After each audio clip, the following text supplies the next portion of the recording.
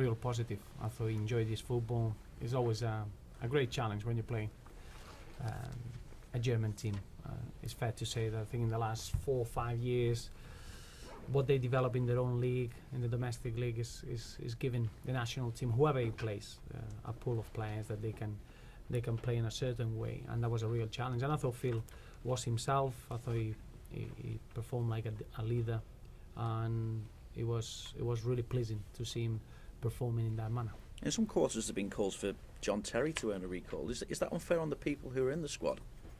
Well, I think we got enough preparing the derby. If you're asking me what would I do as a manager of England, I think it would be a long press conference. I think it's normal. You're going to get this sort of debate. I think the important aspect is that England is qualified for the World Cup. It's a major tournament. You're looking at probably one of the best World Cup events ever, and you welcome the debate. I think there are many options, many possibilities for the national team manager to consider, and I'm sure that that's going to happen over the next 5 to 6 months.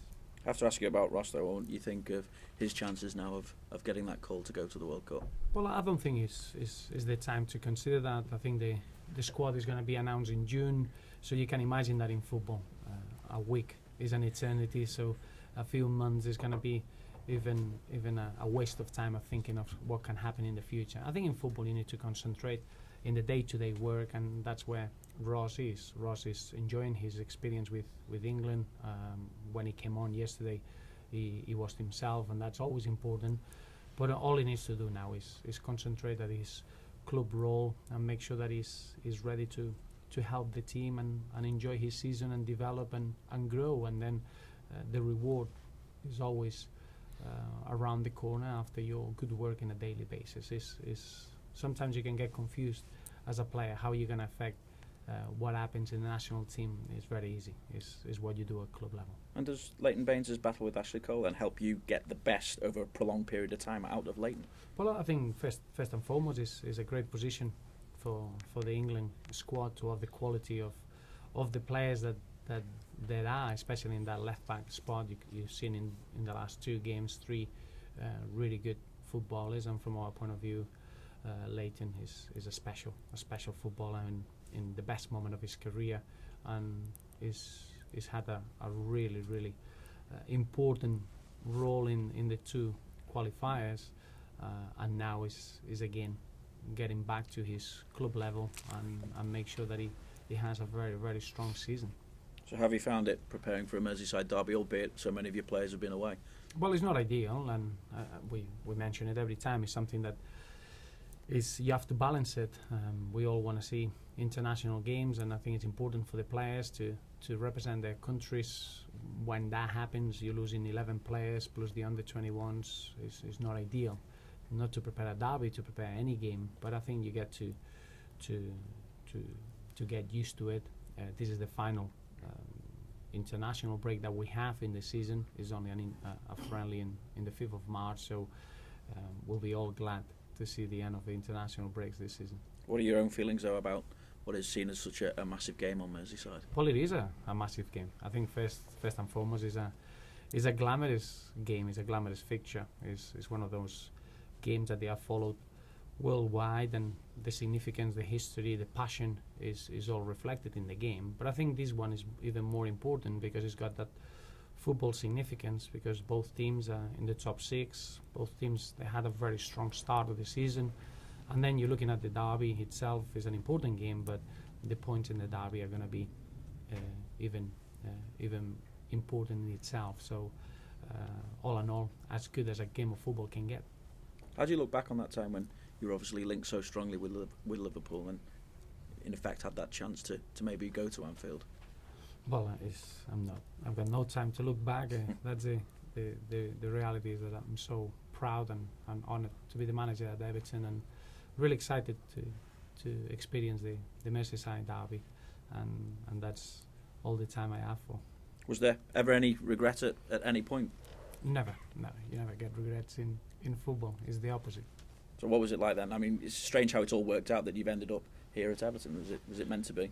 Yeah, I think so. I think football.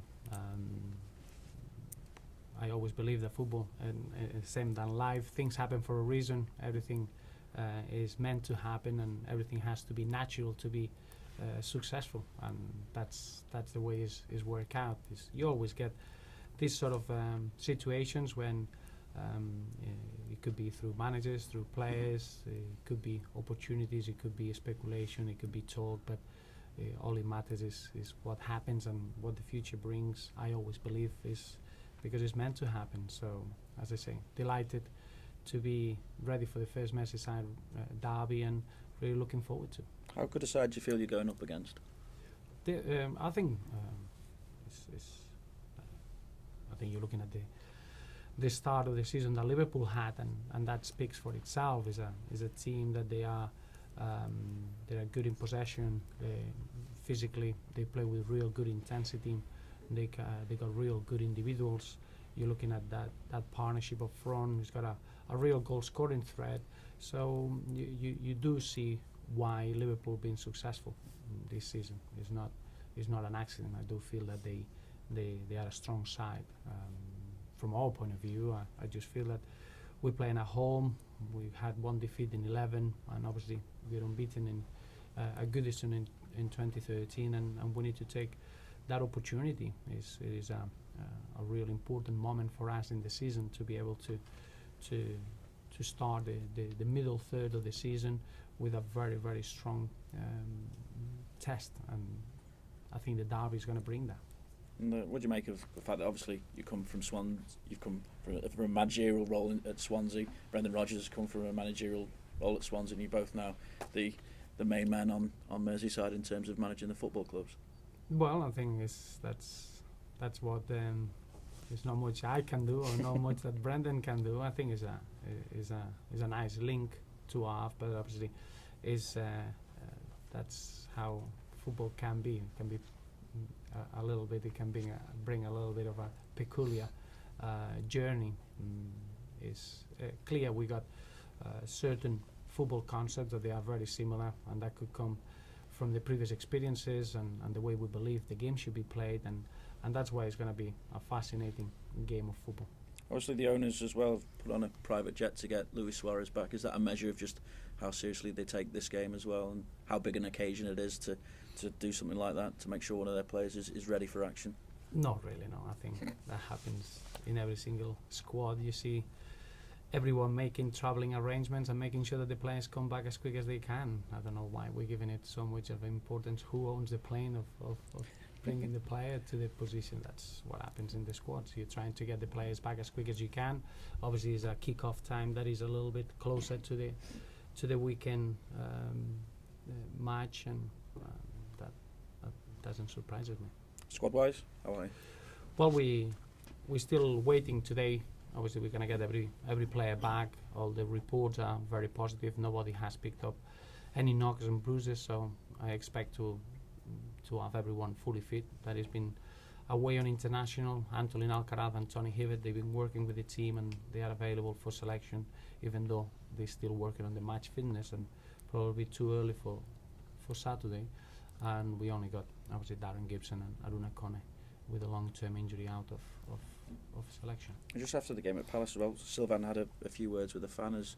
Do you know what happened there? Has anything been sorted out? Have you spoken to Sylvain about it? No. Obviously, I spoke to him, and all it was is a natural reaction of we were as disappointed as the fans were, and it was just a natural football conversation and understanding that we were frustrated, and for the right reasons. We wanted to win the football game, but at the end it proved to be a very important point when you look at all the other results that weekend. So it's just a natural reaction of the disappointment of the way we saw it dropping 2 points, but it proved to be a point gain. So is this the biggest test to that unbeaten record this year then? No, I think we had really difficult games so far this season, but it's fair to say that Liverpool had a very strong start of the season. I think they're going to bring a different challenge. You're looking at the forward line. I think the two forward players in a very, very good form, and a good it's going to be a good test in that respect. But in general, we had difficult games so far. I think you're looking back at what Spurs brought at Goodison and Chelsea. They were two very difficult opposition, but we're not going to underestimate Liverpool. I think the way they started this season, they deserve to be respected and make sure that we are at our best, as I would expect to be in a derby. You haven't scored in your last 2, you haven't conceded in your last 3. So which of those statistics should we look at more closely going into this one?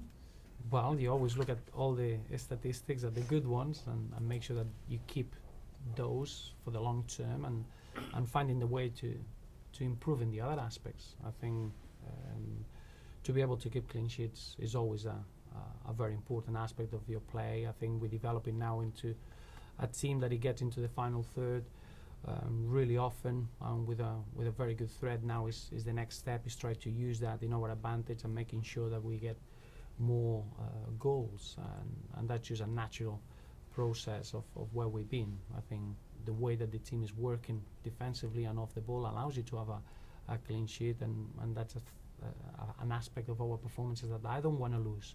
But it's not we don't perform to get good stats. I think we perform to try to get stronger, to get better, to have a better understanding of how we're going to win football games, and I do feel that we are in the right path on that.